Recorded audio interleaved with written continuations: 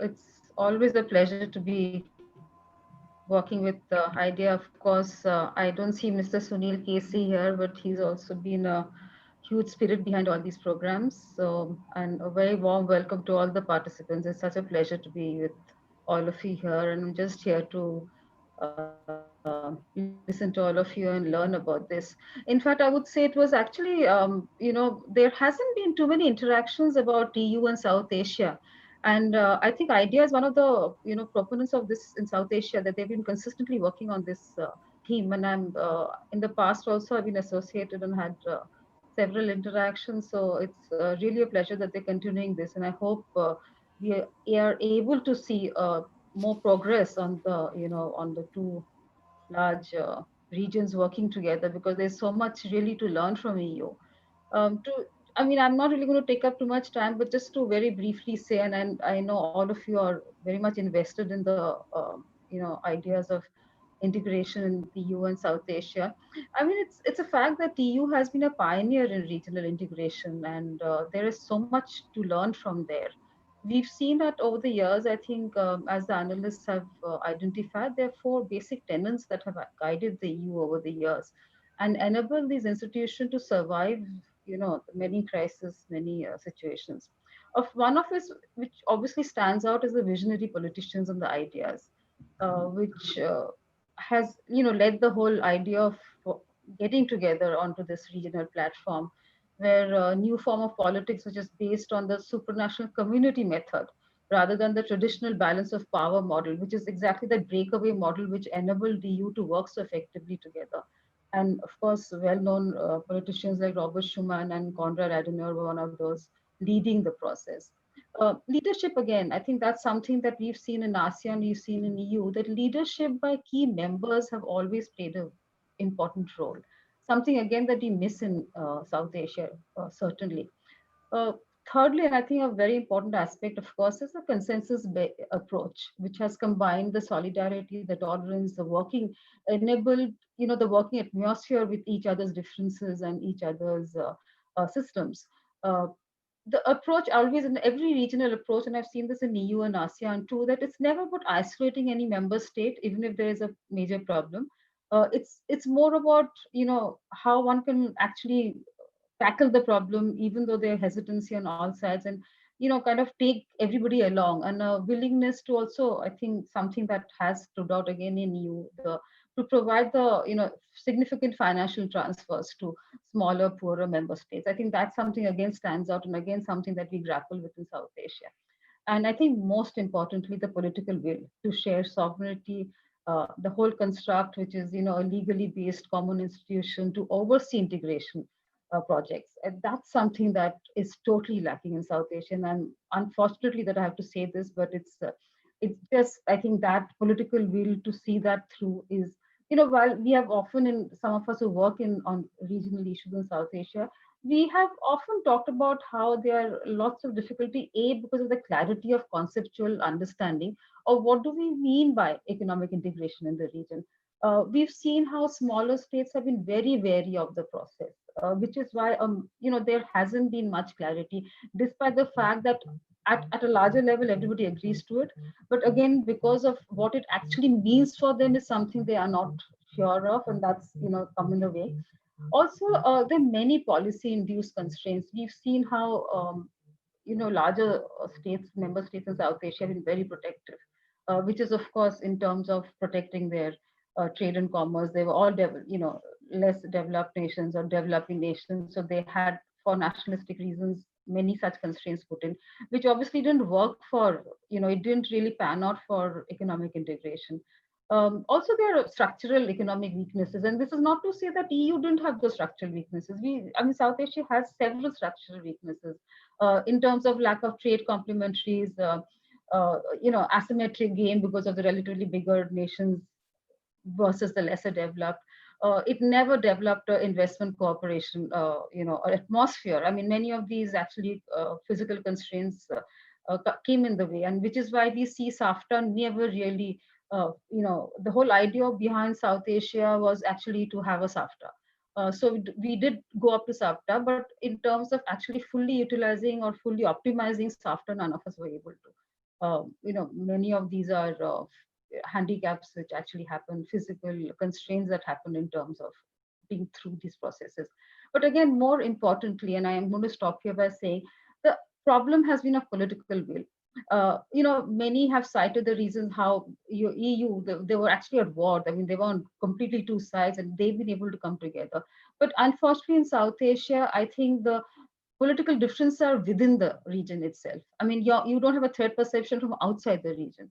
So, when there is we know one of our neighbors has been using, for long, terror as a tool of foreign policy.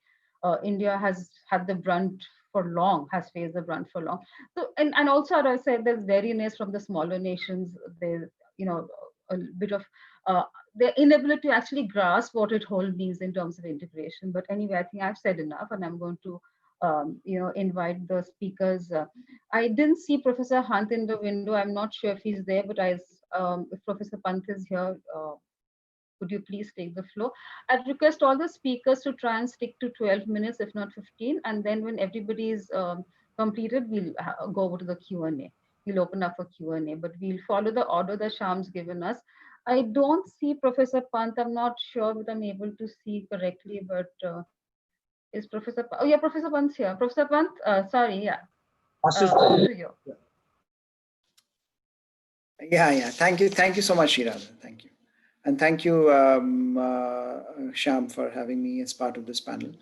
I think this is a very important conversation, just in terms of the challenges that the world is going through, and in that mix, if you're looking at regional organizations and how they can perhaps learn from each other, both as practitioners and as epistemic communities.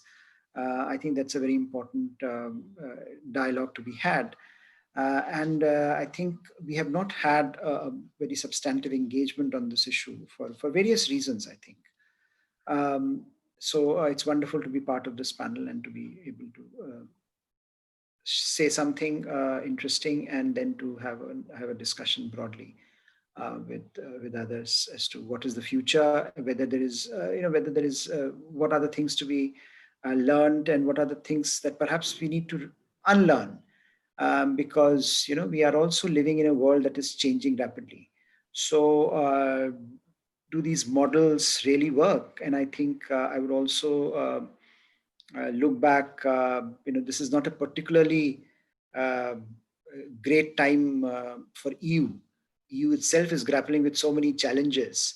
So in some ways, South Asians can be proud of the fact that they told the Europeans that you are too ahead of the curve. So sovereignty is going to come back in a big way, and then you will have to reckon with it in its in the way Europeans look at integration.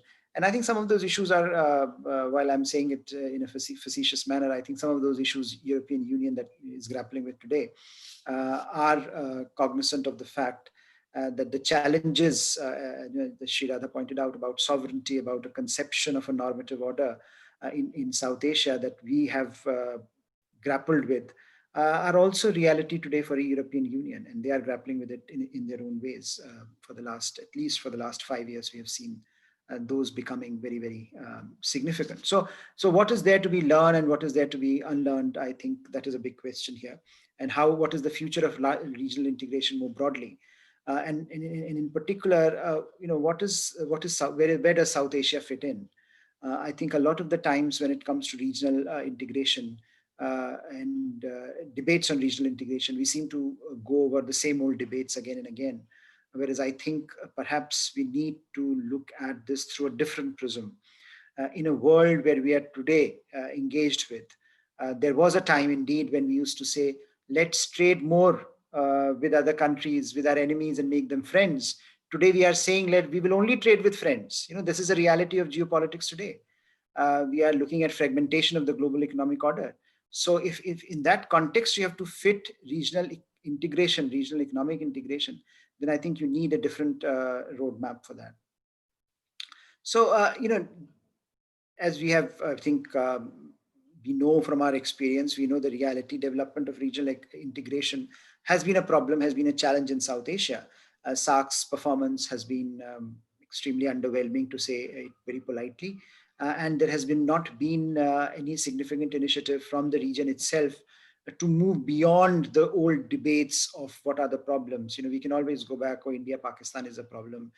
In India being the big brother is the problem. But what are the alternatives? If India is a structural reality in the region. Now, if India being a big brother is a problem, then what are the alternatives that are available to make India will not suddenly become a small brother? Now, so how do you then change the focal point of this engagement, where the debate becomes more than simply about India being big or India Pakistan being a problem, or smaller needs wariness about India, or some other issues being a problem, or India's lack of leadership being a problem? What are the alternative models available, where despite these constraints, which are perennial, which are structural in nature in some ways, we can move forward? And one of the ways in which I would like to look at it is that if you look at European Union and SAARC, now European Union, in some ways, the comparison is a false one, because European Union is a supranational organization. The idea that you are giving a part of your sovereignty to Brussels, is a huge idea. It was perhaps, an idea whose time has not come in much of the rest of the world.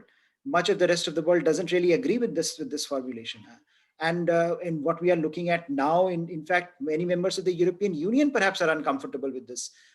So, when you are looking at SAARC and when you are looking at European Union, the idea that European Union is a supranational organization has to be compared with a fundamentally intergovernmental organization like SAARC, where, again, as was pointed out earlier by Sri Radha, there is the sovereignty issue for post-colonial states is a huge issue. Now, we can, we can bemoan ourselves, we can bemoan this fact, we can crib about it, but the reality is that today everyone is talking about sovereignty. From America to China, these are big countries, big powers, still they are craving sovereignty. So we can excuse the smaller countries in South Asia can be excused for being, paranoid about sovereignty. So clearly, in a sense, we are looking at European Union in some ways. There is no one-to-one argument here in terms of looking at European Union as a model. I think what we are also looking at is what organically is possible in South Asia, and perhaps this idea with the challenges that South Asia faces, both in terms of structural, normative, and institutional dimensions. How can we create a roadmap? So those I will very briefly touch upon. This idea, these three aspects, these three verticals. Structurally, if you're looking at it purely from the point of view of the nature of the region, and as I was saying, the perennial problem used to be that, look, India, Pakistan are at loggerheads, and therefore nothing is going to happen. SAARC does not work. They will keep on fighting, and the institutional crisis will continue. Excuse me. But there is now a different reality, and I think all of us who are part of this discussion today would agree that the India-Pakistan parity in some ways no longer exists. This idea that India and Pakistan should be looked at through the same prism no longer exists. There is a different reality. The reality is that China's imprint on South Asia has grown. So it's more Sino-Indian dynamic that is shaping the South Asian landscape. So in a sense, we are looking at a structural, from a structural point of view, we are looking at a region that has to start thinking beyond the Indo-Pakistan paradigm. That India-Pakistan, of course, they have historical problems, historical legacies, problems, bilateral problems that have marred the evolution of regional integration. But today, that's not the question. The question is what is happening to the larger reality around South Asia, in which China is a very important player. If China is the largest trading partner of all South Asian countries, then clearly the matrix has to change. The prism has to shift. So how do we make sure, and that this fundamental structural variable is managed? And much like India-Pakistan problem, there is a Sino-India problem. So the fundamental security dilemma remains unresolved. Now, for European Union, that security dilemma was resolved, and therefore they could move to a framework where they could look at a world order in which sovereignty did not matter. For South Asia, that sovereign independence matters, and because you have not resolved the great power, major power dimension of Sino-Indian engagement, I don't think a movement ahead would be very easy. We see it in the context. Forget about a broader regional integration. Every single day in the region, headlines are about China and India competing in Nepal, China and India competing in Bangladesh, China and India competing in Maldives, and this is the reality. Then how do you make sure that if through that prism something more productive emerges, which can lead to regional institutional engagement? And I don't, and that is, I think, the first order priority for those who think about institutional evolution. The second is from structural to institutional. So I think we have not still resolved this dilemma of security versus development. Sometimes we say security is important because that can lead to development. Sometimes we say development is important because that can lead to greater security. And of course, both are important. Both are in their own rights, have their own role in the way countries look at each other, countries look at their bilateral and multilateral and regional engagements. But the fact that development itself has not become the single driver of our discussions so far, and security remains a fundamental variable in the institutional architecture of the region, prevents us from having some of the conversations that will perhaps be important. European Union could resolve some of the security issues before it reached out to the developmental aspect, and before the developmental aspect, from European coal and steel community could actually take off the development of European Union as an institutional framework. The other element here in the institutional rubric is democracy versus the rest.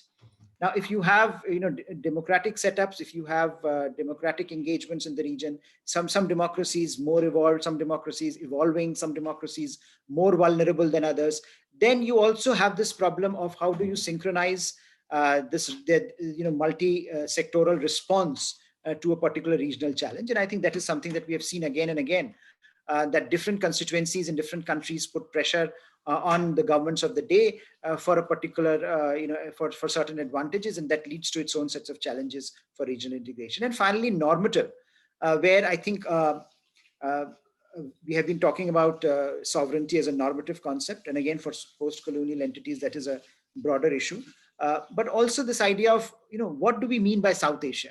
What is South Asia? The idea of South Asia itself remains a very, very contested one for a number of the regional players. And therefore, the normative dimension of our regional involvement with each other remains fairly limited, unlike, say, the European Union's earlier engagement, which has led to certain developments. But again, I would be very reluctant to compare European Union and South Asian experiences in that regard, because as we are looking at contemporary developments, we are also looking at some of the challenges that the trajectory of European Union it has given rise to. So we have to be cognizant of those challenges.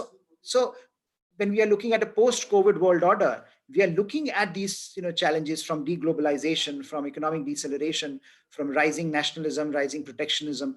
All these challenges are a manifestation of the global order, of the fraying of the global order. And much as European Union is grappling with these challenges in its own ways, South Asia will have to find its own organic ways to manage these challenges.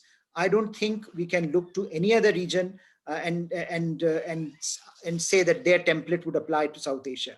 Given our historical legacy, given that we have been extremely poor in terms of developing regional institutional frameworks, I think the conversation can be about what are the vulnerabilities in South Asia and what those vulnerabilities tell us about the future of this challenge of regional integration. I'm afraid there is a sense of pessimism today. Partly, of course, SAARC has not worked in the past, and given the challenges that it faces today, I don't see a really radical alteration in that matrix.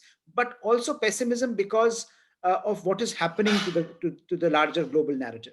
And I think that if we are today talking of deglobalization, if we are today talking of protectionism and rising border, creating more barriers on the borders, then to think of regional integration as an area which perhaps can take us out of these challenges, perhaps might be a bit more problematic than it was in the past. And so for South Asia at large, which has always faced these challenges, and the future of regional integration uh, would be equally challenging, but then that also creates some opportunities for those who are thinking differently and who can create alternatives that can be brought into the policy discourse, so that while we do not really look at, for example, SAARC as the only alternative, but we also look at some other means of rejuvenating regional engagement, which basically is the aim of any regional organization. We want greater regional engagement, economic, we want greater regional engagement at political level, we want greater regional engagement at people to people level. And any mechanism that allows us to do that, it need not be a SAARC or an identified regional organization. If there are other mechanisms available that can allow us to do that, then I think we should be relatively happy with the limited prospects that it would give us, given our past failures. Thank you. Thank you. I completely agree with you, and thank you for identifying the issues. In South Asia, the problem is what Afghanistan is, for what is appropriate for Afghanistan is not necessarily appropriate Sri Lanka. I mean, the whole differences in economies and actual physical geography is so varied there. So, I mean, to have a one set formula for all is a difficult proposition. So I guess the whole thing is about trying and understanding and imbibing that what other regional organizations have been able to do correct, and what part of it that we could, in somehow in some kind of a shape and size possibly borrow and do, because we've seen sub-regional to some extent is possible in the South Asian context. The BBI, and even without a structural system in place, in terms of motor vehicle, in terms of getting the trade and commerce, in terms of connectivity, it's somehow been put in place. So actually it's again a push and pull issue. So but again, as I'm saying, all the bizarre way of connecting 8 nations together is a challenge here. But again, I think the attempt here, as you're saying, the conversation, we must try and imbibe what is the good practices and what is possible. And also I think all of us, I would I'd really invite all the speakers here to also see what are the alternative ways we could take this together. I mean, it doesn't have to be exactly a stereotyped regional model that you've seen work elsewhere, but something that is very typical to South Asia can maybe workable. Can I now request Professor Wagner here to come in and offer his ideas or suggestions? Over to you, Christian. Yes, thank you very much, Sri Radha. Let me also first thank the organizers, the South Asia Democracy Forum and the Asian Institute of Diplomacy and International Affairs in Kathmandu, for the kind invitation to this important event. Also, it's difficult at the moment to travel to South Asia. I'm happy that at least these new forms of technology allow us to continue our exchange of ideas. Well, I think I pick up at some of the points that Harsh has already mentioned. When we look at EU and SAARC, I think both of them represent extreme poles in the continuum of regional cooperation. The EU is by far the most advanced entity. Harsh has mentioned it. The EU is a legal entity at the end of the day. And of course, it has gone beyond classical intergovernmental cooperation with supranational institutions. So the EU is not the rule, it's the exception of the rule, and one should be clear. SAARC, on the other hand, is probably a classical intergovernmental approach. It belongs to the least integrated organization, only political self-commitment. Harsh has already given an overview on the outcome. I think there is a great consensus among academics that SAARC has certainly not delivered in the way as it was envisaged excuse me, in the 1980s. So the differences are just too big. So comparisons are difficult. Even learning processes there have to be limited. But I think it's nevertheless an interesting approach when we look at EU and SAARC, because both are facing, let's say, a similar challenge. Harsh has mentioned it.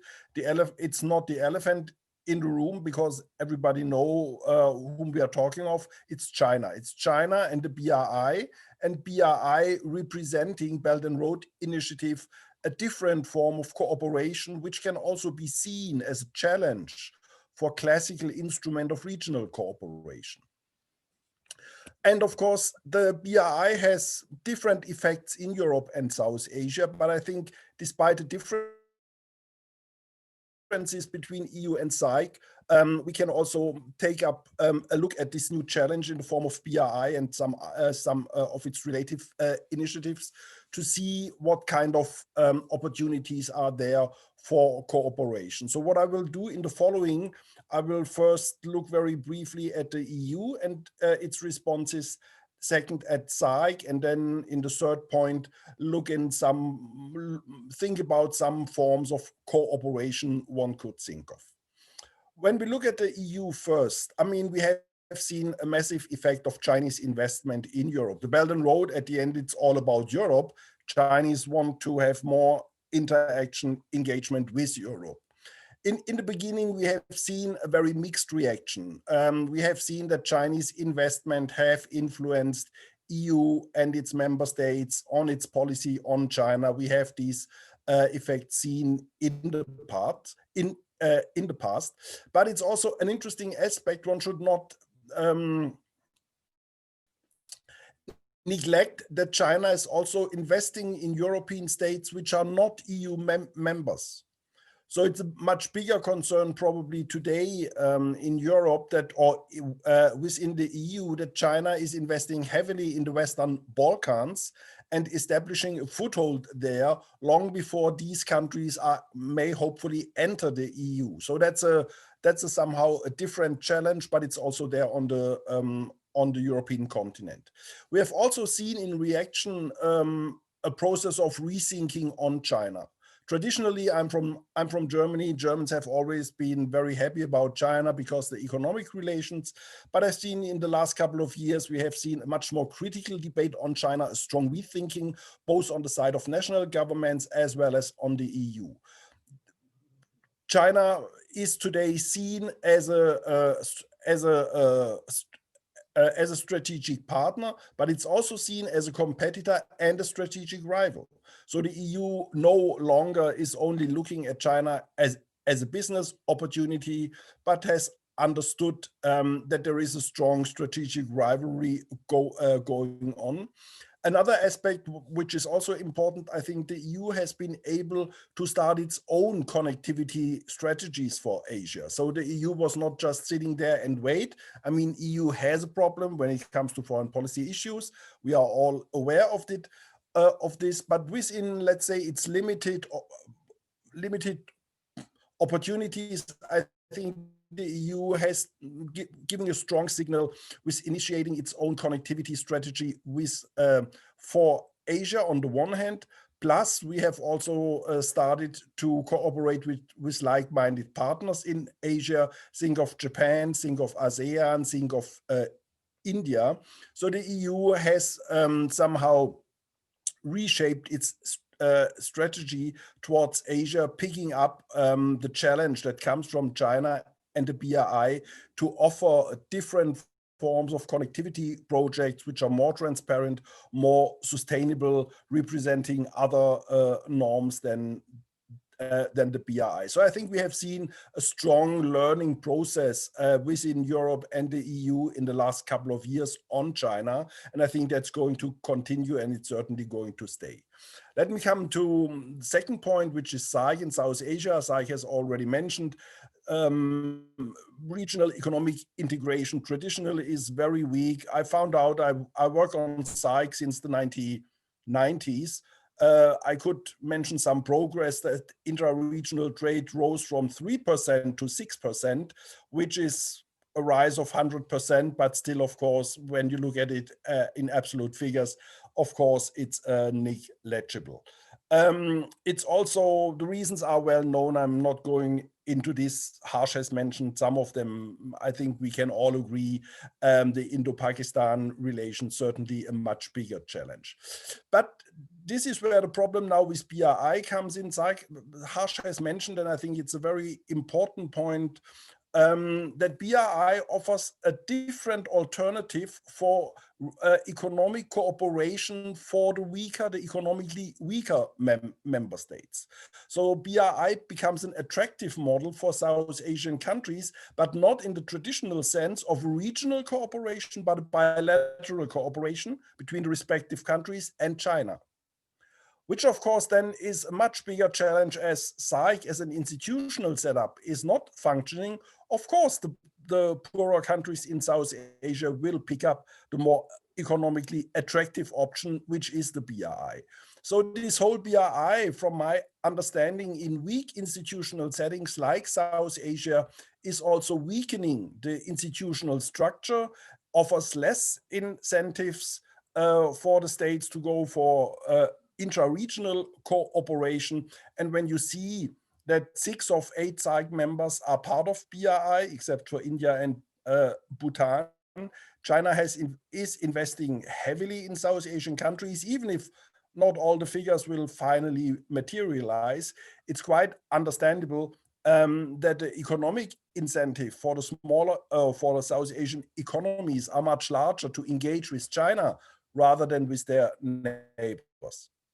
So in that sense, I think BRI connectivity is the counter model to the connectivity which is represented also by classical forms of regional integration processes. One could make the argument, but I would be skeptical because one can argue, well, if the individual member countries become economically stronger, this will also create a spillover effect for closer regional cooperation. I would be skeptical for the simple reason that the economic relation between China and a given South Asian country is, you have a clear power balance or power imbalance in such a scenario. So I think China is certainly not, will not be interested or will certainly dominate this relationship.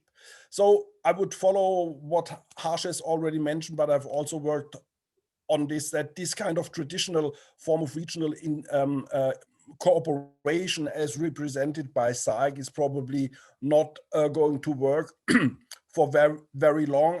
I think the future lies with sub-regional institutions or new forms of cooperation. We have seen some of them. BIMSTEC is one. The BBIN could be a part of a more sub-regional form of cooperation. And we have also seen trilateral cooperation in the maritime domain between India, Sri Lanka, and the Maldives. So I think these are some effects which, from my understanding, are more fruitful, have better prospects in the future.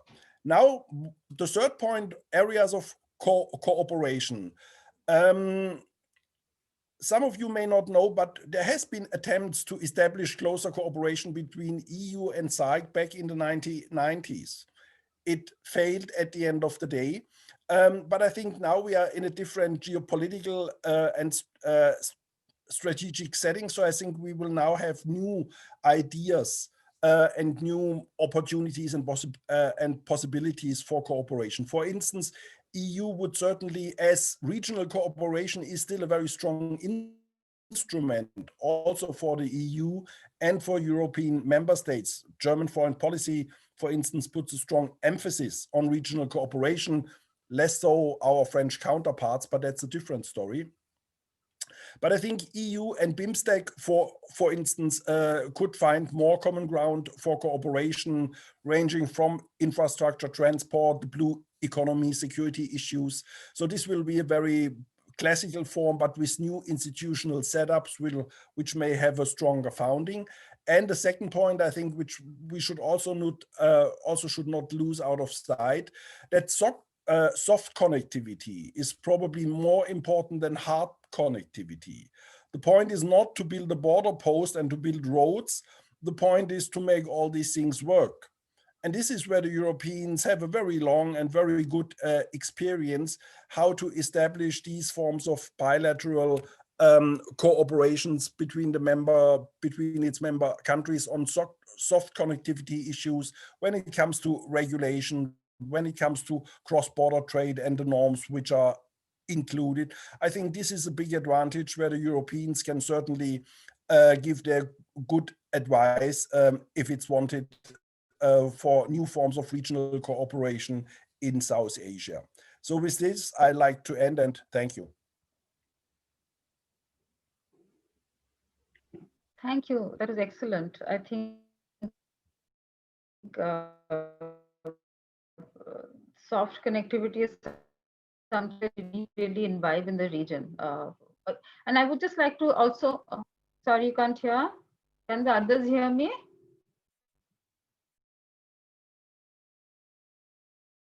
Okay. No, still I think there's a connectivity. There's request my next speaker, Dr. Thapa. Can I invite you to speak? Yes. No?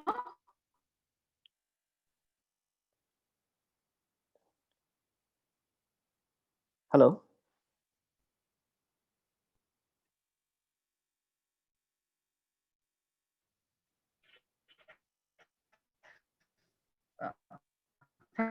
Thank you.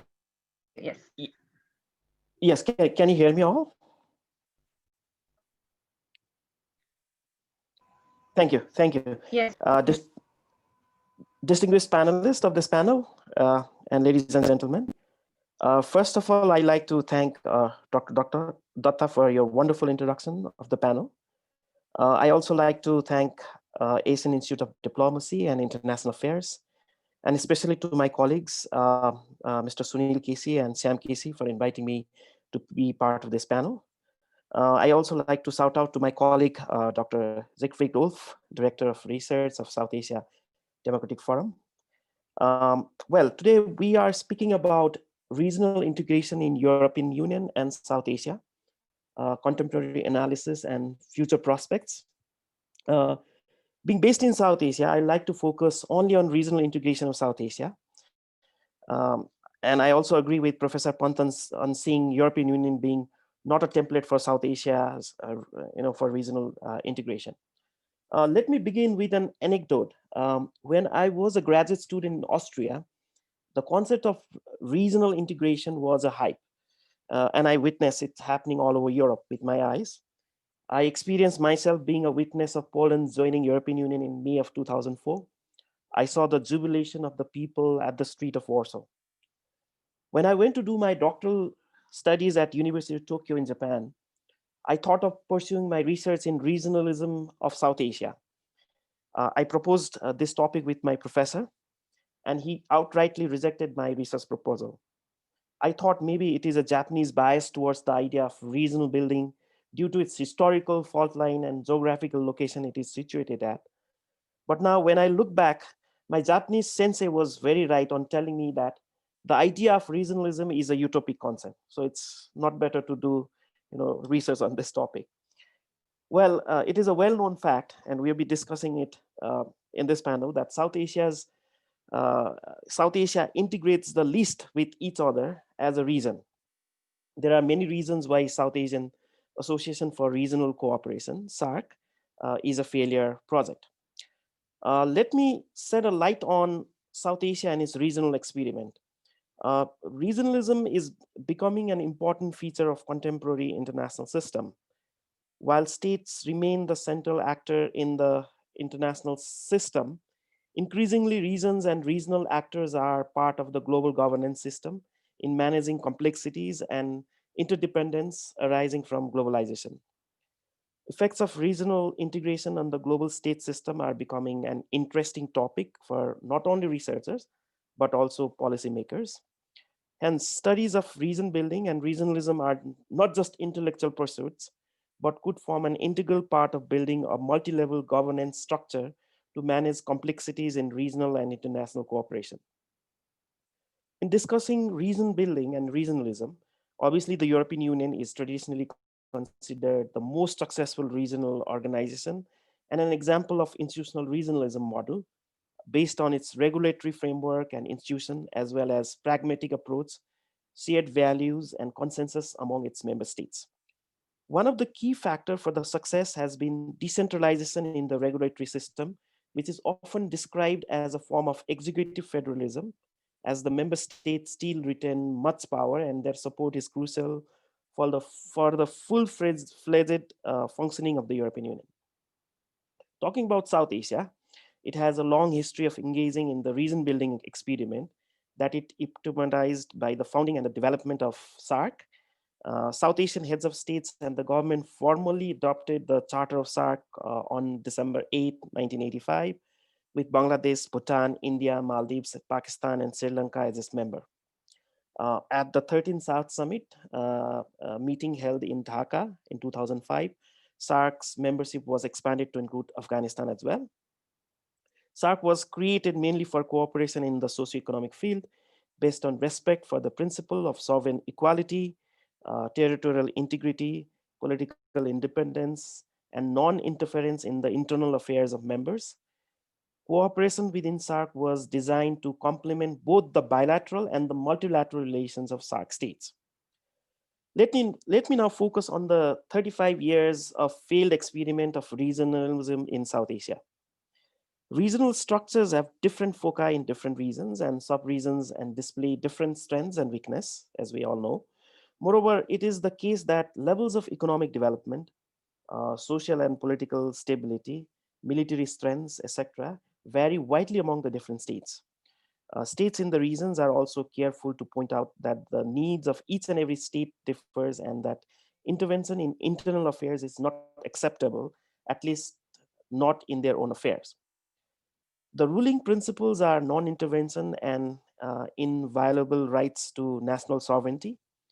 These principles have made regional cooperation difficult and its impact on traditional and non-traditional security issues in most cases debatable. The European Union is the most sophisticated model of regional organization because its members agreed to transfer part of their national sovereignty to the central organs, as pointed out by Professor Pant in his deliberation. In contrast, SAARC member states has only recently gained their independence and cautiously guarded their sovereignty. In this, SAARC resembles the organization operating in other regions of the world, such as Africa and Latin America, which have remained based on national sovereignty and are loosely embedded in institutional structures. In addition, there are three major hindrances can be seen in terms of regional development between South Asian states. First, during the Cold War era, unlike the European organization and ASEAN, South Asia was not polarized along the east-west lines. Second, SAARC had no common security threat, such as Western Europe's need to ally in NATO against the Soviet threat. And finally, in the post-Cold War era, the idea of benefiting from greater trade within SAARC was an incentive for India, but not for smaller SAARC countries that felt that Indian goods would dominate their market. Thus, unlike members of ASEAN, smaller SAARC states resisted moves towards the free trade for fear that the balance of trade would go in India's favor, as India accounts 80% of the combined GDP and 74% of the combined population. The strong protectionist attitude helps to explain why SAARC took so long to build a regional free trade area. On security front, looking at the South Asian region, some distinct problems with regional structure are distinct, which are mainly attributable to the lack thereof, there being stalemated or simply not being appropriate for managing certain threats that would entail interfering in domestic and sensitive issues. Much of this is due to the steadfast adherence to principle of non-intervention and sovereignty. It is not a new insight that member states are reluctant to let regional structures interfere in domestic issues, and that regional structures should largely be left to manage multilateral issues of lesser importance and preferably with stronger consensus. Notably, there have been few cases of military intervention or even attempt to influence development in other states in South Asia, such as the Indian intervention in Sri Lanka and relating to India-Pakistan relations. Neither of these attempts to handle traditional security threats have proven successful. On the contrary, both of them have been severely criticized by the governments in the region as being interventionist or being deliberately driven by spoilers in each state to a position where compromise is impossible. The restrictions and the failure of regional or multilateral cooperation is traceable to the fact that bilateral or unilateral approaches have been sought for what are essentially regional problems. And despite some degree of success, manifold problems and tension still remains. Thus, regional building in South Asia seems to operate on a different logic, with an emphasis on open-ended networked regionalism, where cooperation is achieved through informal networks or bilateral approach with less emphasis on institutionalization. So where are we now? There is no doubt that SAARC is a failure region building experiment. After the 18th SAARC summit held in Kathmandu in 2014, SAARC has now lost its prominence in South Asian agenda. Especially Prime Minister Narendra Modi sees it as a groupism against India. Instead, India is pushing several other regional building projects, including the Bay of Bengal Initiative for Multi-Sectoral Technical and Economic Cooperation, BIMSTEC, which is a sub-regional organization with 7 South and Southeast Asian countries with an aim to create an enabling environment for rapid economic development, to accelerate social progress, and to promote collaboration on matters of common interest in the Bay of Bengal. Similarly, the Bangladesh, Bhutan, India, Nepal BBIN initiative, which is also a sub-regional architect of countries within SAARC. The mention of SAARC is now almost non-existent even in bilateral diplomacy between the member states of South Asia. SAARC saw some ray of hope when on March 15, 2020, during a video conference of SAARC heads of states and government, Indian Prime Minister Narendra Modi proposed a coronavirus emergency fund. This emergency fund was set up in a response to the global coronavirus pandemic. The initiative seeks to mitigate the risk associated with the coronavirus pandemic in the South Asian region. The other members of SAARC expressed their support of Narendra Modi's proposal for the coronavirus emergency fund and contributed to the fund except Pakistan. Altogether, 18.8 million US dollars is deposited so far, which is now distributed for medical supplies, medical equipments, and other logistical available in their respective countries if any of the member states make request for these medical supplies. Mr. Modi's move revived the grouping as India has been distancing itself from SAARC in the last 3 years, citing the security challenge facing the region from the terror networks based in Pakistan. The good news is that India today provided COVID-19 vaccines under the grant assistance to SAARC member states, mainly to Bhutan, Maldives, Bangladesh, and Nepal, and the shipment will be sent to Sri Lanka and Afghanistan very soon. For example, my country, Nepal, received 1 million vials of COVID vaccine today. This gesture from India has been said as a ray of hope for a restart of the region building in South Asia, as sometimes non-traditional security threats can push the countries in finding some framework for regional integration. As we know that non-traditional security challenges is one of the biggest challenges in South Asia, such as natural disasters, earthquake, landslides, infectious disease. That's what we are seeing now, the COVID-19 challenges and other diseases, and environmental degradation, climate change, have increasingly become a major issue for states in South Asia. The success of regional effort in addressing this problem is largely contingent on the capacities of individual states to complement and implement regional initiative.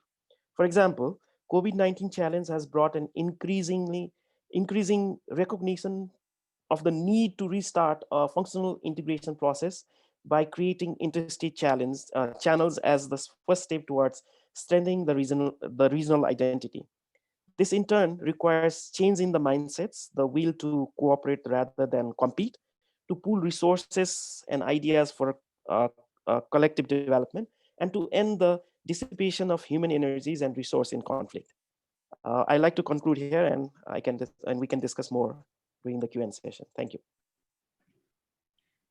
Thank you, Dr. Thapa.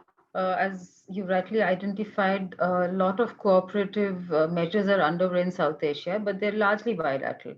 And we had hoped that post-COVID, that call for cooperation at the SAARC level would be a little more effective. But again, as you know, the aid was sent out bilaterally. I mean, it was really not the Secretariat who was playing a large role in that. So I wouldn't even say that that was a regional effort. But nevertheless, I think some effort has been made at that point of time, but we really hope that there are certain other issues that SAARC can work together on, and maybe we'll look forward to that. Can I now request Dr. Hassan from Pakistan International Affairs to come in now?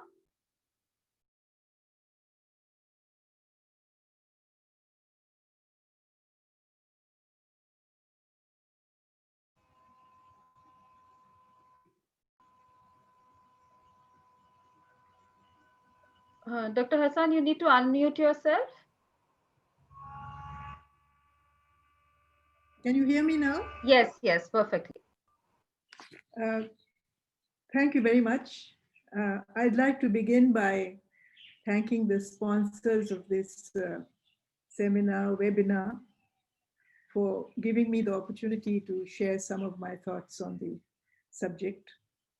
I want to thank the Asian Institute of Diplomacy and International Affairs and the South Asia Democratic Forum based in Brussels, so I can give my views from my small little niche in South Asia. I also feel like the previous panelists that a comparison between the EU and SAARC is a rather difficult proposition. I know that there are a lot of challenges for the EU. We live in a rapidly changing world. But I think that the EU has been, the European Union has been very successful in what it set out to do. It set out to integrate Europe eventually for shared citizenship, a single currency, and a common foreign and security policy. And as I look at this organization, the European Union, I feel that a great deal of the success that we see today, notwithstanding all the challenges, is because there has been very long an idea of Europe. There was no corresponding idea of South Asia. The idea of Europe has existed for a very long time. John Maynard Keynes, for instance, had visualized a free trade union for Europe. And famously, Winston Churchill, who was a very great admirer of Western civilization, had mused about restoring Europe's greatness, and he had spoken of a United States. So this idea had been floated. But what I'd like to say is that I don't think that any regional entity can be successful unless peace prevails in the countries of that region. And that peace, unfortunately, we do not see in South Asia. And as I look at the European Union, I think that the most remarkable achievement has been the network of institutions which has developed. Far cry from anything that South Asia has developed or will develop, I think, in the near future. The European Union has a single internal market. It has policies ensuring the free movement of people and goods and services and capital. It has a monetary union with a single currency as a eurozone, to which 19 countries subscribe. And above all, it is a growing organization, starting with six countries in 1993, I think it started. Today, there are 27 countries which are members of the Union. And there are many candidates waiting for membership, like Albania and Serbia and Turkey, who may or may not be taken on board. But I think it speaks of the importance of the European Union. And it has democratic decision-making institutions, which we do not see in SAARC. It has a European Parliament, democratically elected every 5 years. There is a European Council which provides direction, political direction to the EU. There are legislative bodies like the Council of the European Union. There is also the European Commission, which deals with day-to-day affairs, and it has a justice infrastructure. The Court of Justice of the European Union divided into two parts. The Court of Justice, whose jurisdiction can be invoked by member states and institutions, and a general court whose jurisdiction can be invoked by individuals and companies, which is, a very great development. There is also the European Central Bank and the European Court of Arbitration, auditors. In foreign relations, it stands for itself. It is an international entity. It has its own ambassadors. It is represented at the World Trade Organization. In economic terms, it is the largest exporter in the world. It is the largest importer of goods and services. And it is said that after the United States of America, EU member states own the second largest net worth in the world. So I think that these are very important acquisitions, very important gains for the European Union. It has an international personality. But on the other hand, we must also keep in mind that there are many critics of the European Union. We have to ask the question, how do the citizens of the European Union look at it? And I've tried to access some surveys. They do not necessarily complement one another, but on balance, they are in favor of the EU, but there are conflicting results. As we know, Great Britain and Britain, the United Kingdom, in fact, just decided to leave the European Union, and there have been negative responses from Greece and Spain and Italy. In the countries of the European Union, both political parties from the left and the right are critical of it. Leftist parties are critical because of economic issues, and rightist parties are critical because they focus on nationalism and immigration issues. Many of them see the EU as elitist. Most of them agree that it undermines national sovereignty. Some of them view the EU as bureaucratic and wasteful. It encourages high levels of migration. It follows neoliberal policies. It pushes privatization. And all this is reflected, this negativity, this criticism is reflected in the results of the European Union parliamentary elections. And there are nationalist parties, populist parties in almost all European Union countries, which are critical of it, like the FPO in Austria. In Germany, there is a political party called the Alternative for Germany, AfD. There are very special concerns which are talked about very often in Greece and Hungary. And in the Netherlands, we know, all of us know, of the Party for Freedom, headed by Geert Wilders, which is so anti-EU and also so anti-Islam, anti-Islamic radicalism, he says.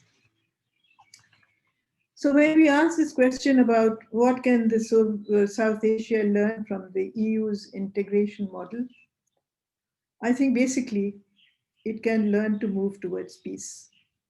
Because as I said earlier, unless there's peace between its members, I don't think there can be integration. SAARC predates the EU. It was established in 1985. The EU came in the 1990s. And as rightly pointed out by one of my colleagues who just spoke, a lot of credit goes to Bangladesh for the pioneering role it played in setting up SAARC.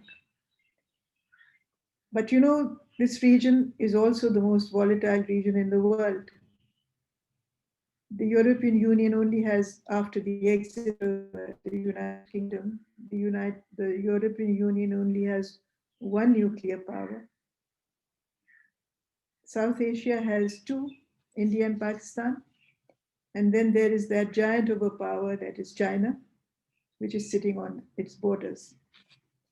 Structurally, SAARC is a very unusual organization because it is economically and physically dominated by India, which has a population of 1 billion plus, and 80% of the South Asian economy is represented by India. So structurally, I think that is a great anomaly. There is no political and economic cohesion. As one of my colleagues just pointed out, it is a failed project. And there is a far cry to have a single market or a common currency or even free movement of goods and services, or even the free movement of people. There is no free movement of people, for instance, between Pakistan and India. One cannot get a visa for India. I cannot get a visa for India. I was just refused one. I'm sure it's the same the other way around. It's also very difficult for me to get a visa to Bangladesh. And these regional disputes mainly are between Pakistan and India, but they influence the whole working and structure of this organization. There is, of course, a basic institutional structure.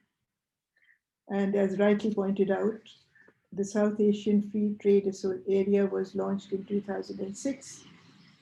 And it was meant to provide equitable benefits to SAARC countries and increase the level of trade and economic cooperation among these countries, and to reduce customs duties and to move gradually towards a utopia, I think, a South Asian Economic Union.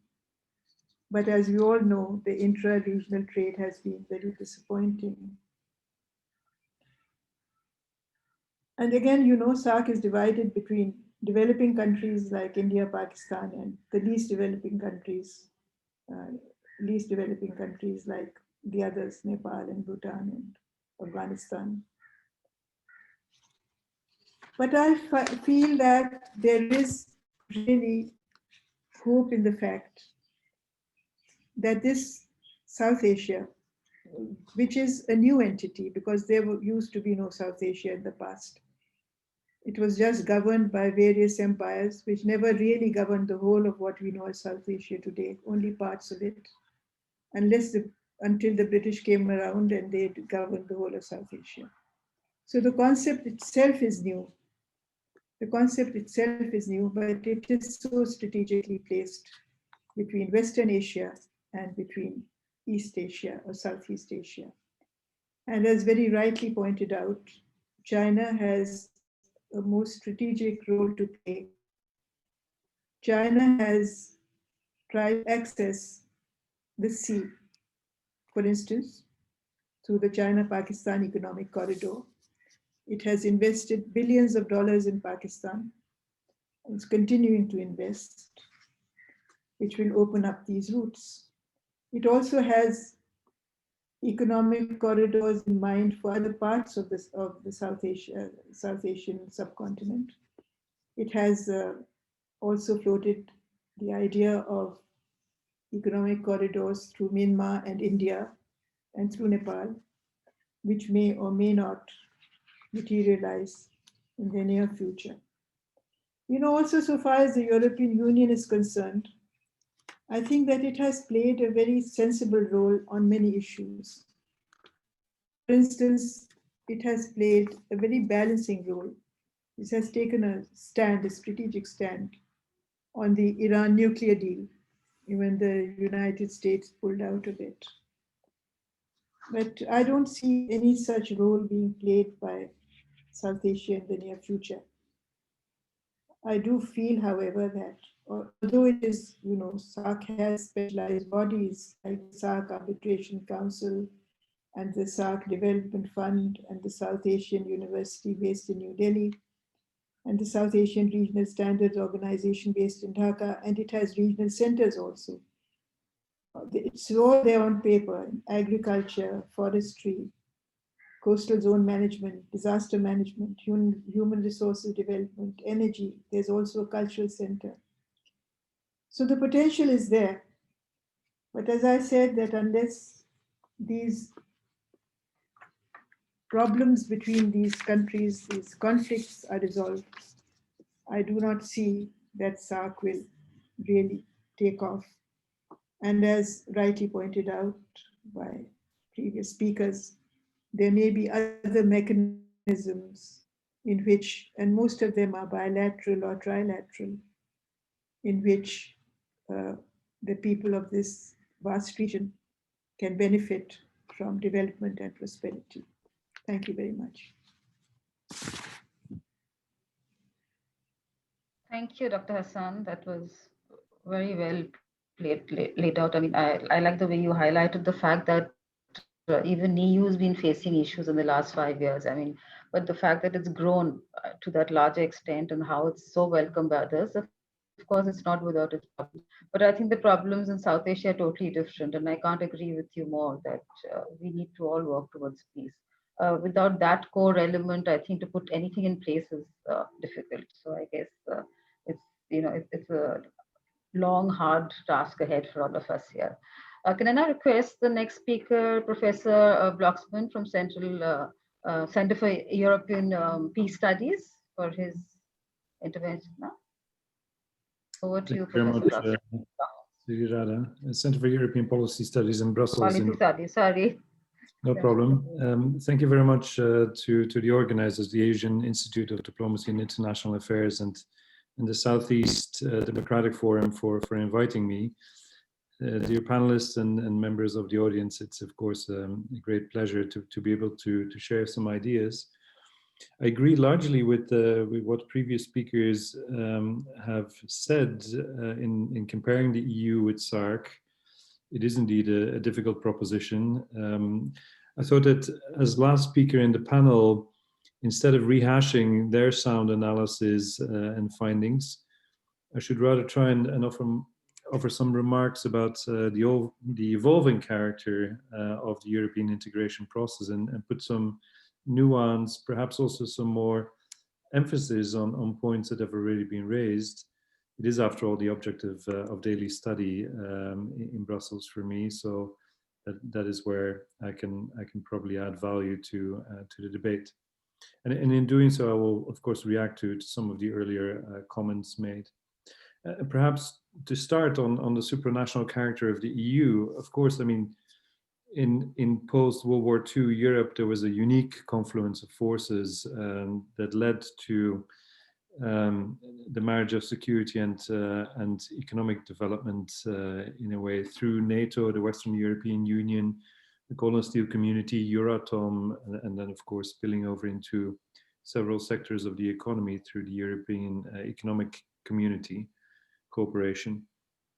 What I would like to stress, however, is that this is not just giving sovereignty away. I mean, it's the transfer to supranational institutions, not of sovereignty itself, but of the execution of sovereign powers.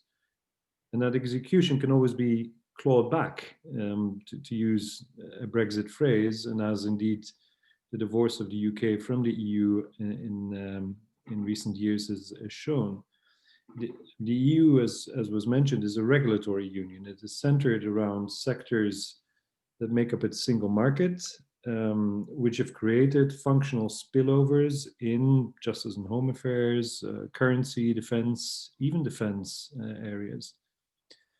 But it's in the political domain that of course, integration as above and beyond cooperation, and it's in political union that remains elusive, and where a populist backlash to more than a decade of crisis management has, of course, created dents in the European integration process. Not just necessarily because of the failure of the EU at supranational level to act, but I would argue also because individual governments have looked powerless in the face of these crises. If you take the global economic crisis, the international commitments that member states of the Union have signed up to have, in the case of the Grexit, the Greek crisis at one point, really revealed the loss of economic sovereignty, or execution of economic sovereign powers, I should say, and the ensuing inability of the Greek government, led by then an extreme left-wing Syriza party, to overturn the EU's austerity policies, despite that party's popular mandate to do so. And that has, of course, created a sense of frustration. The management of the Eurozone debt crisis has fueled conspiracy theories that democratic government has been captured by special interests, suspicions that the EU prioritized big banks over the Greek population, whose incomes, of course, fell by about a third. I think, secondly, there's also been a crisis of efficiency on the part of not just the EU supranational institutions, but especially, again, member states. And that crisis of efficiency, of course, erodes, again, the legitimacy of democratic institutions. In the end, every political system must strike a balance between two fundamental criteria: efficiency, i.e. the speed with which institutions can find effective solutions to problems, and legitimacy, as in the degree to which people support the solution. And most parliaments in Europe seem to take months over long-term strategic decisions, from investment in emerging technologies to choosing the right energy mix to combat climate change. And many member state governments have appeared powerless, also in the face of acute crises, as the spike in arrivals of refugees and migrants in 2015 revealed.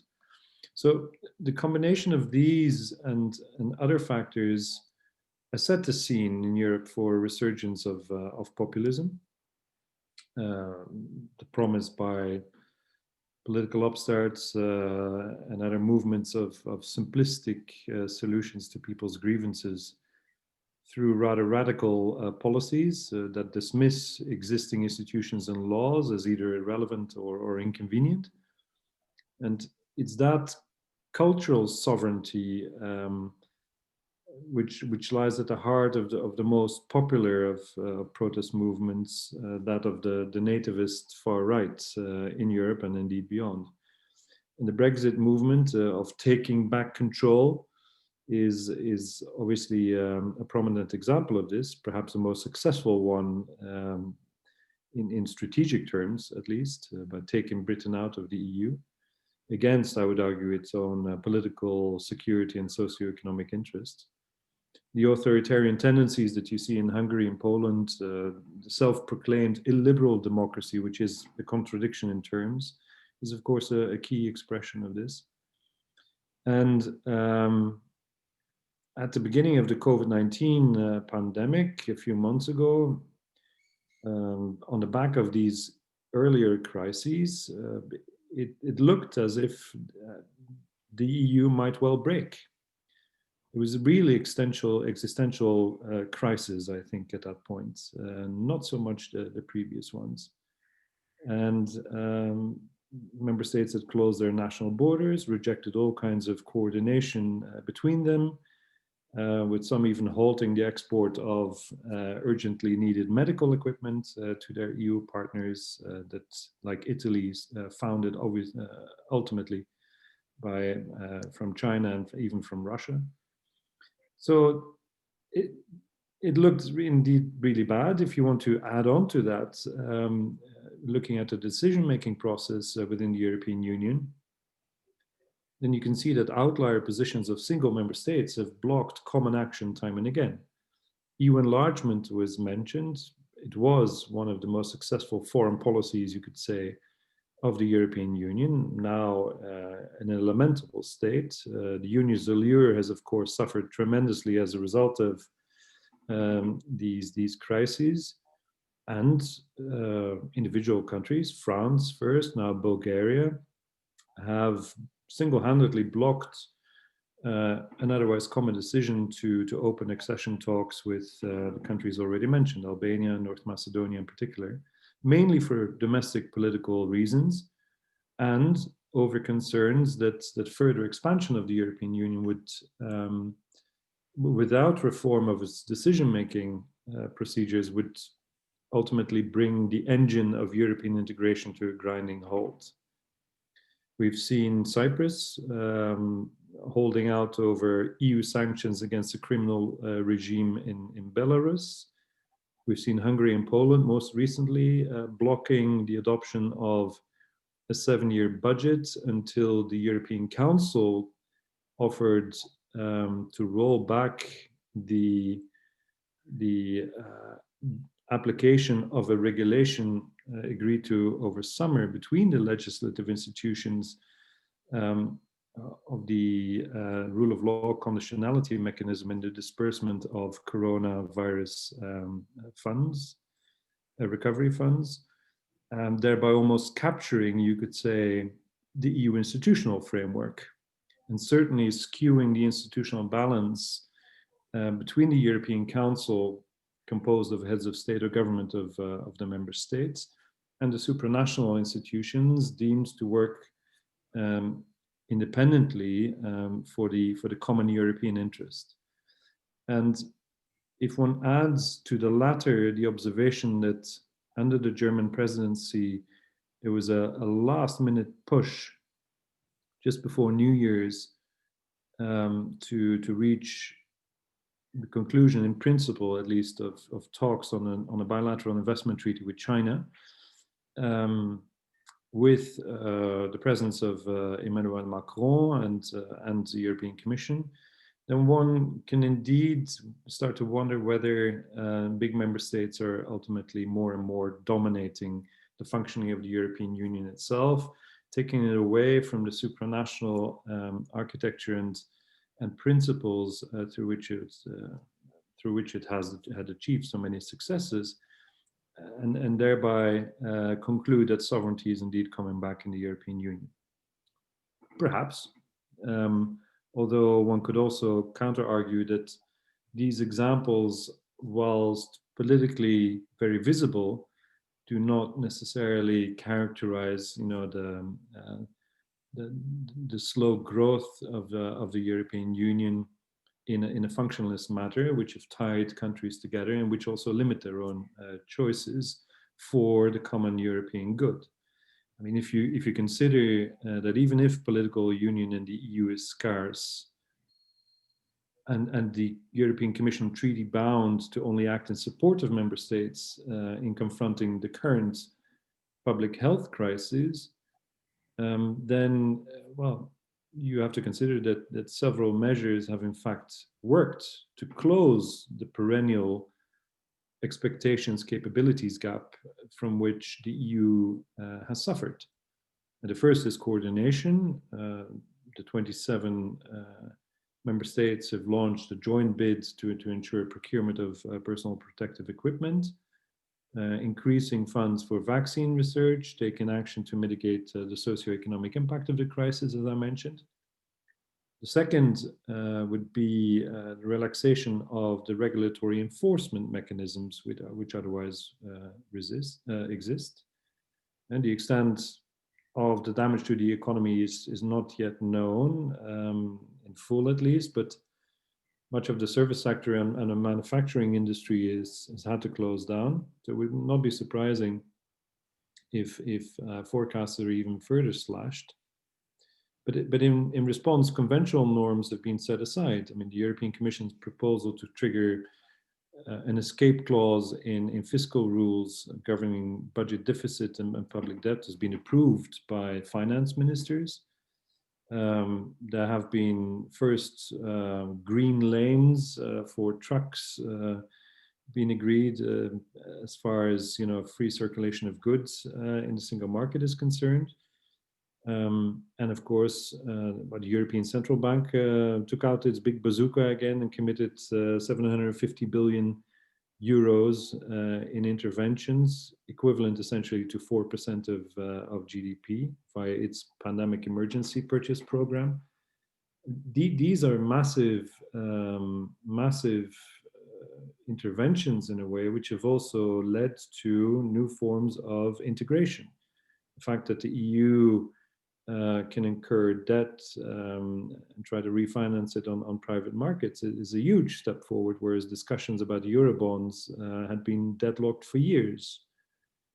And then the third measure is solidarity, even if elusive, certainly following Italy's complaint that its fellow member states had failed to answer its appeal for medical supplies. The European Commission has gone far in announcing new measures, to organize strategic stockpiles of medical equipment. Some of them reshored, indeed, from China and elsewhere. And as mentioned before, I mean, this historic multi-annual financial framework, 7-year budget, and the coronavirus recovery fund to help the hardest hit member states have composed a 1.8 trillion euro budget, which is almost twice as big as any of the previous EU budgets agreed to.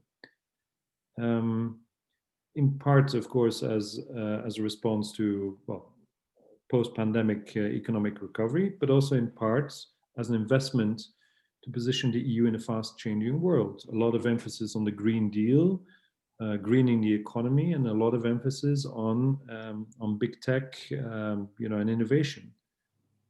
So, I mean, today internal EU borders have reopened. Of course, national restrictions exist as far as pandemic travel is concerned. But I think these have, as in previous crises, shown that the European Union and its member states will rally around the flag and take decisions that it proved unimaginable before.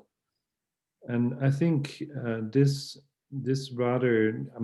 counter collection of facts basically should lead one to correct the view, which is often propelled in the Anglo-Saxon press around the world, that the EU is a motley crew of small to medium-sized countries that are unable to agree on anything. Yes, there are problems in the rule of law sphere. I've pointed them out. The foreign policy, famously, of course, incongruent. But I think despite populist voices, which are still around, the proportion of citizens with a confident outlook towards the European Union has in fact grown, with also the support for EU membership having grown to almost 60% now, a figure that has been rising since the Brexit referendum in 2016. And so, and similarly, the share of those who believe that their voice counts in the European Union is back to levels registered, before the economic and financial crisis in 2008. I think, whereas differences between member states exist in this respect in their appreciation, it's ironically in countries like Hungary, Poland, the Czech Republic, Eurosceptic, were populated by skeptic governments, Eurosceptic governments, which have shown the populations, to present the highest increases in support for EU democracy. And so these endorsements, I think, should be seen in context and take account of the specific political developments, such as the EU's institutions' position on compliance with rule of law in Hungary and Poland, and the uncertain political climate in Italy, for example, having been shown a helping hand from the European Union that might now be in difficulty in actually absorbing the funds that it was promised. So perhaps in conclusion, I think these findings and figures confirm those of previous surveys that citizens' expectations of the EU and European democracy, the European integration process writ large, are in fact strong. In particular, the possibility for individuals, to participate in political life and for the rule of law. And so these are in fact could be translated as demands for more Europe rather than less, and where after Brexit there is a bit more cohesion, at least, to be witnessed in a multi-layered European Union. What can SAARC learn from all of this?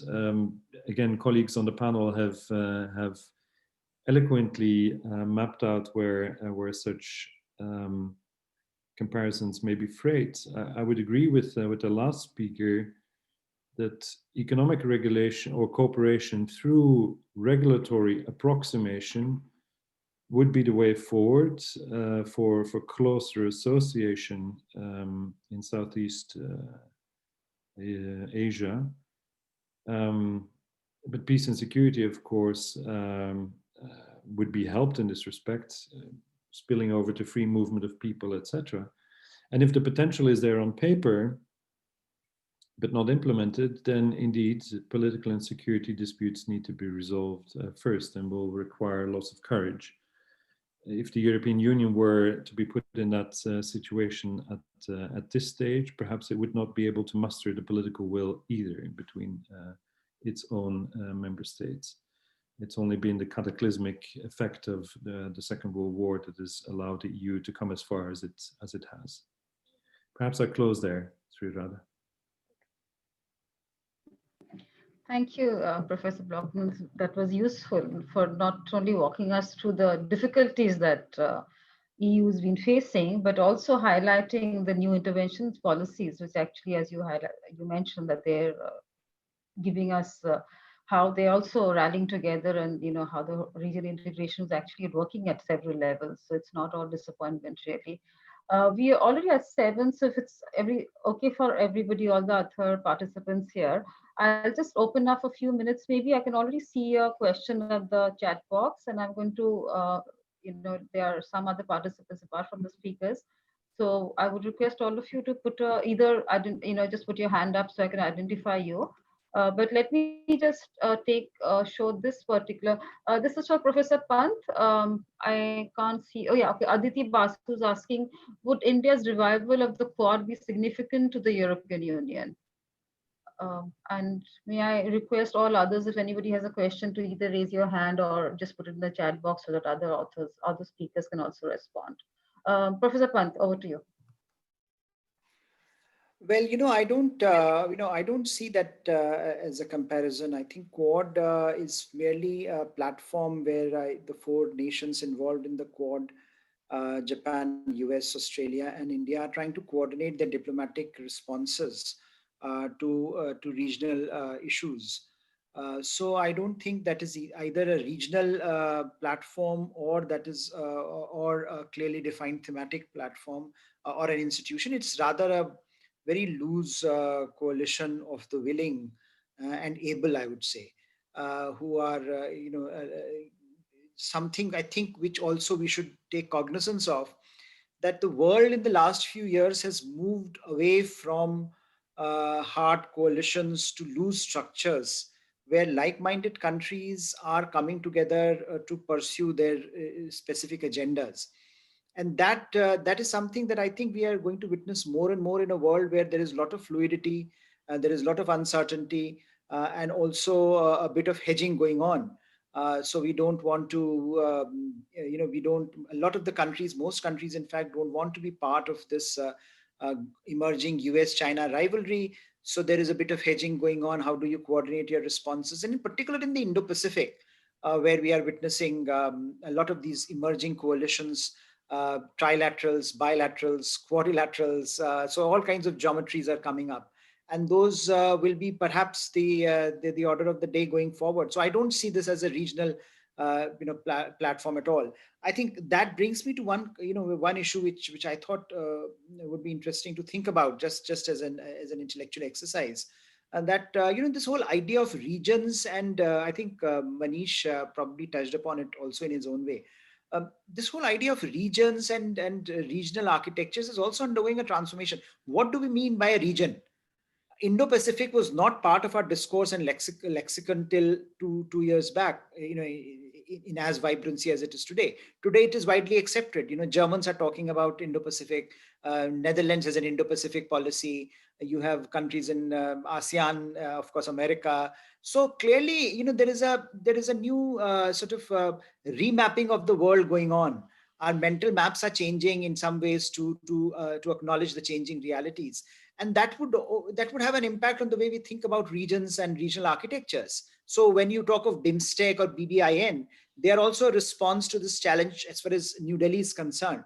So if the argument goes that if the Western sort of periphery of India is not working, if the Western neighborhood is problematic, then let's focus on Eastern frontier. And let's look at the role that Bay of Bengal perhaps can play in integrating a certain part of the world. You have countries that are traditionally associated with South Asia, plus you have two countries, Myanmar and Thailand, who are part of Southeast Asia, traditionally conceived. Now, if you bring Indian Ocean and Pacific oceans together, you are looking at a completely different mapping of the world. So clearly, I think these ideas of regions and regionalism, regional architectures will also have to evolve with the way our sort of strategic mapping of the world is evolving. Thank you.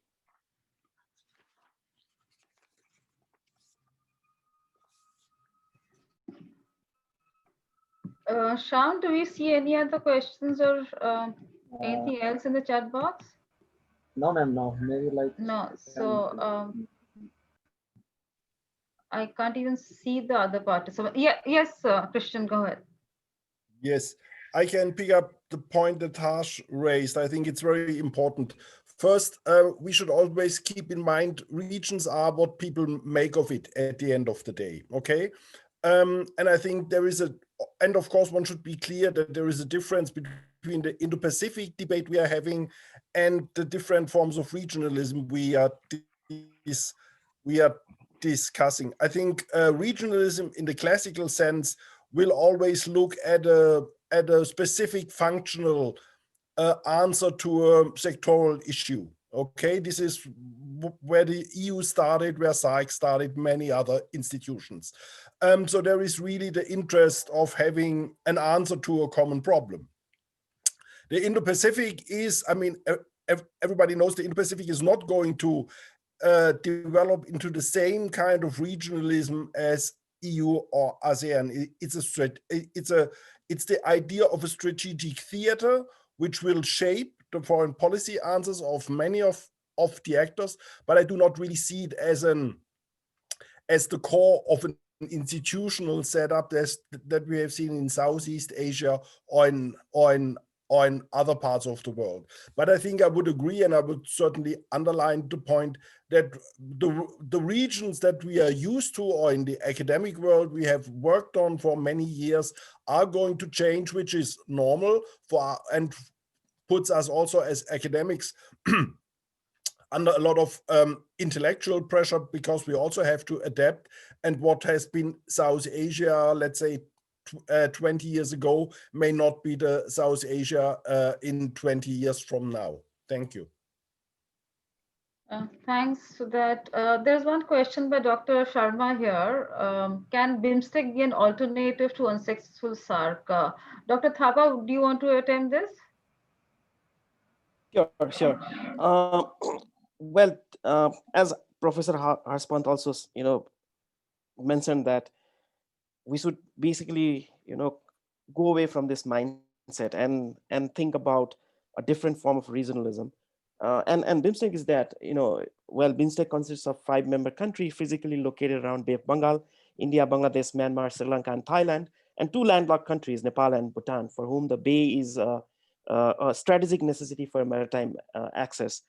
If you look into the discourse, obviously, especially from the Indian side, BIMSTEC has been referred times and again. There is also a security cooperation which is going on BIMSTEC. We have not yet seen the fruit out of it in terms of the framework of strategic cooperation in BIMSTEC. It's still in the process. So we are yet to see how much it can be a viable regional institution. Yeah, I'll stop on that.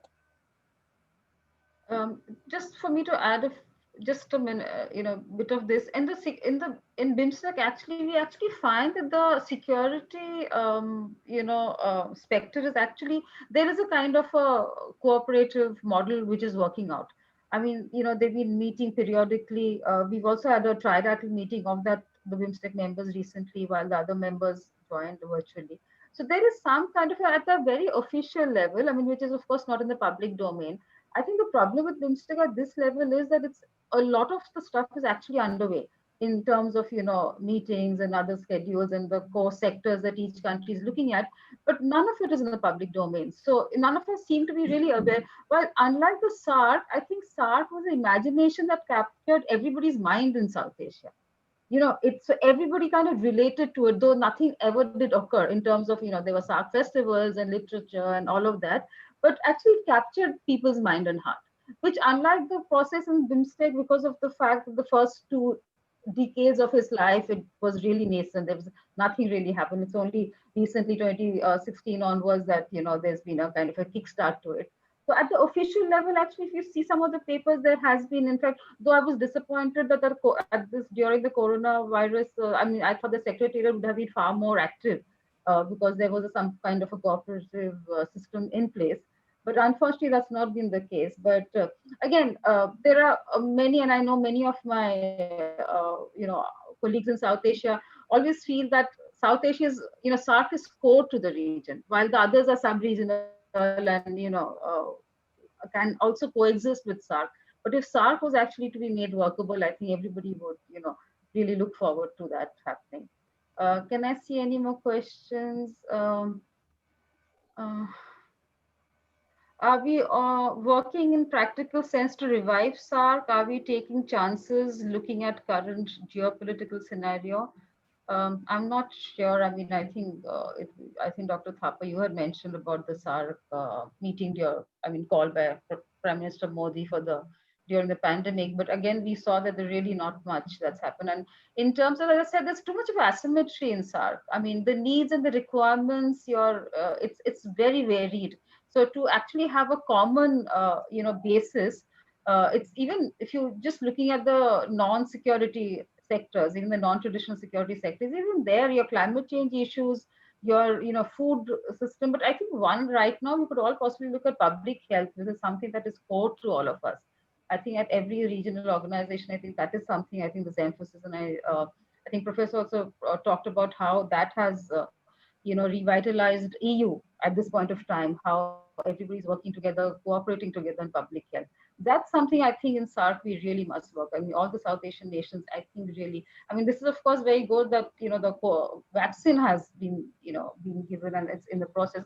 But again, you need a far larger cooperative framework in place so that in future, the kind of, difficulties each nation in South Asia faced during the initial months of the pandemic was something that should not be repeated. I'm just trying to see there are any more. They're all thank you messages, but I don't think anything else really. But I mean, I think we all agree that it's difficult to replicate what we've seen in EU and South Asia. But I mean, I'm completely of the view that the sub-regional, mechanisms will be far more effective. It's difficult to straddle the kind of geographical expanse and the kind of different levels of development and space that we are in South Asia. But again, absolutely, and I completely agree with Dr. Hassan that there is no reason why we should not all be working towards striving for peace. I think that's the minimum thing that we should all be core denominator that should be all working together. So, and then of course, but integration is really a far story ahead. And I think, and all this while we've had political issues within the region, but I think the China element is of course a new element there. And again, that has, and given the fact that India and China has such severe political differences at this point of time, given the actual physical hostility that's taking place, that's also thrown a new spanner there because we know Nepal, Sri Lanka, Maldives, all of them are working very closely, Bangladesh, of course, working very closely with China. And India has severe reservations because I mean, they often feel that our own security issues are threatened because of China's close, inward-looking. I mean, closely working with our neighbors. So I think that's something that is a new spanner which is thrown in the region. We have another question here about the was the global pandemic an opportunity for regional and sub-regional groupings to cooperate in various functional areas like boosting local and global supply chains? This is from Dr. Matthew Simon. Simply put, no, I didn't see any global supply chains coming up in the SAARC area actually, but of course, I think you heard Professor Brockles talk about how EU came together on this. Would somebody want to take this question? Christian, would you want to take this or? I mean, the question is a good example. You could make the point that, of course, the pandemic was used by the EU, besides all the national efforts, also to boost the cooperation between European member states. We had a joint approach for getting the vaccine. Also, this creates problems, but at least the EU was able to somehow formulate a common answer. You have not seen, or you have seen the attempt on the SAARC side with the initiative by the Modi government, but I think we can agree that at the end it was not SAARC who made the difference. Sorry, in South Asia, but it was the policies by India and by China and their COVID foreign policy to make a difference. So in that sense, the point would be effective regional organizations could have used the pandemic to further strengthen their work. Weak institutional setups like SAARC have, of course, failed. It would be interesting to know what ASEAN did. I have not followed it, but at least for EU and SAARC, I think we can clearly see that it depends on the functional strengths or the organizational strengths in how far these regional organizations have been able to react on the pandemic. Thanks. Harsh, do you want to come here? Want to add something South Asian context? You need to unmute. Yeah, no, I think the pandemic was certainly an opportunity, and continues to be an opportunity, not only in terms of the pandemic itself, but I think the larger economic restructuring that is happening, and we are talking of alternative supply chains moving out of China, for example, and where they are going to be located. I think. But that requires a kind of regional coordination that is, that I don't think the region as such has as in South Asia we have that. So clearly, it will be for individual countries to take advantage of. For example, a country like Bangladesh, for example, is very well suited to take advantage of lower end production manufacturing stream, where we have seen, for example, Vietnam getting a lot of traction, and so Bangladesh has done extremely well in terms of its economic parameters in recent years. So what we are looking at now, I don't think it's a pan-regional coordinated effort, but more efforts by individual countries to make themselves better. And I think India's desire to be an important node in this global supply chain restructuring is well known.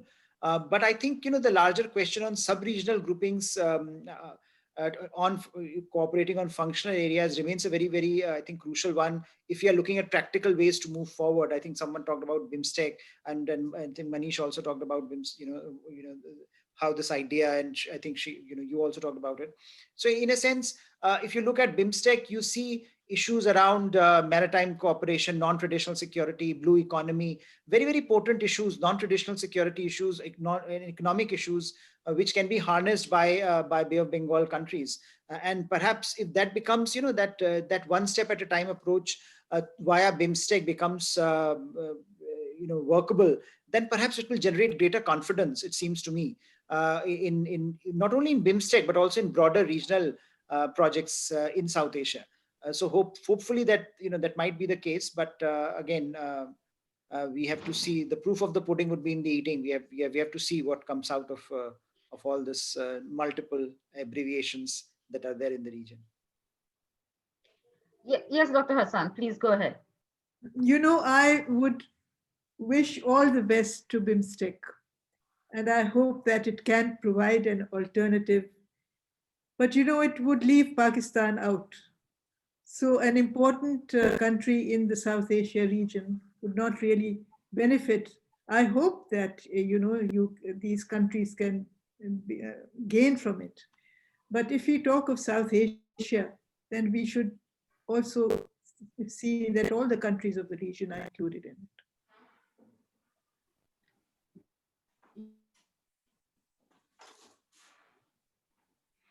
You're extremely well taken. The political differences have made it so difficult for us to even, agree on a common platform, leave alone any other things. We've not had a SAARC meeting also. Thank you all for your patience. We really extended by another 17 minutes. But Sham, do we close in? Because I don't see any other questions popping up just now. I request all of you speakers, in case you want to add something, we'll just put that as a... Okay. Thank you very much, Madam, for your excellent facilitations. And from the, on the behalf of AIDIA and SADF, I'd also like to extend our sincere gratitude for distinguished panelists for your valuable deliberations. And we look forward to receiving you in the future events of AIDIA. So thank you very much for your valuable presence. Thank you, all of you speakers, and I think it's a conversation we must carry forward again. And I really enjoyed hearing and learning from all of you. It was a pleasure to be here. Thank you very much indeed. You did very well. Thank you. Thank Look you, forward to meeting again. Yes. Bye-bye. Let's hope on virtual platform as well. Bye bye. Thank you, everyone.